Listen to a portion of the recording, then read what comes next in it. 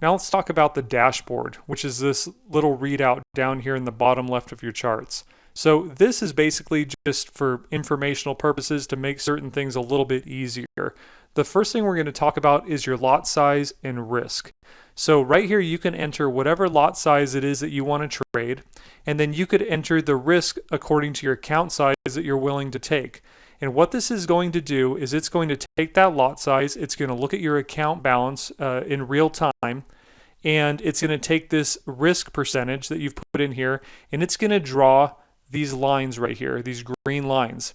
And what you do is you actually define a risk window. So if you're looking at a specific setup or something that's happening on the charts, you can see where a 2% risk would be according to that specific lot size. So it's pretty handy.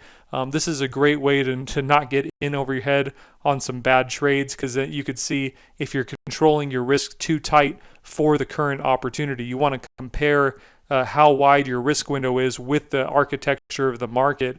That way you have a risk management strategy that makes sense according to the opportunity that you're dealing with. So that's the very first thing we're going to cover, was the lot size and the risk percentage. The next thing down here is the spread. That's pretty straightforward. That's just the current spread between the bid and the ask. If you don't use the ask line, then you have a readout right there. Next thing is your pip value. This is going to be reflected from what you put in the lot size right here. This will tell you what it's actually valued in dollars according to the points in percentage on the chart. So pretty straightforward there. And then this is the margin requirement according to what your broker has set forth, according to the leverage you're using.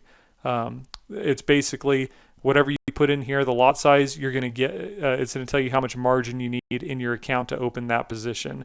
And then down here, you have your open positions value. So if you're currently in a trade, it'll tell you how much you're in profit, or if you're down, it'll tell you how much you're down. So you have that quick readout right there.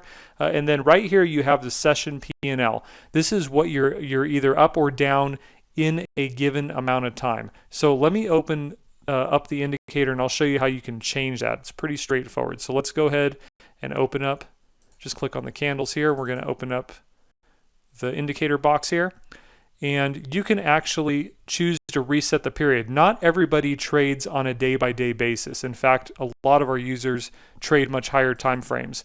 But if you want to know, you want your P&L to reset and go back to zero at the full rotation of the 24-hour cycle of the markets, then you would keep it on one day.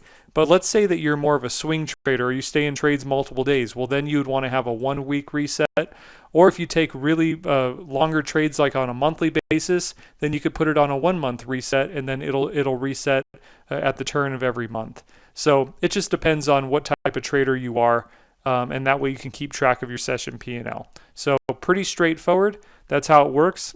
Just use the dashboard to give you that quick information. And probably the most important thing is getting familiar with the risk management lines. Now, the last thing I want to briefly mention is the fact that the dashboard on default loads on every single pair that you load the ATS algorithm on. It just automatically shows up.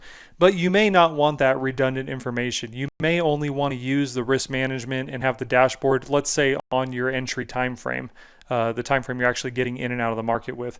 So if you want to get rid of that, it's real simple. You could go ahead and just either go to your indicators list or just double click on the candles. We'll just go to indicators list here and then go to the ATS version 4.0 right there. Double click on that, open it up, and then you can actually get rid of the dashboard. It says display dashboard right here. Just double click on that, go to the drop down, hit false, hit OK, and then that'll just disappear just like that. And that way you don't have that extra chart space being taken up, and you don't have that redundant information. So just a little customization there. But that's pretty much it. That's a dashboard. It's a great tool. Just really pay attention to those risk management lines. That's the best part of it for sure.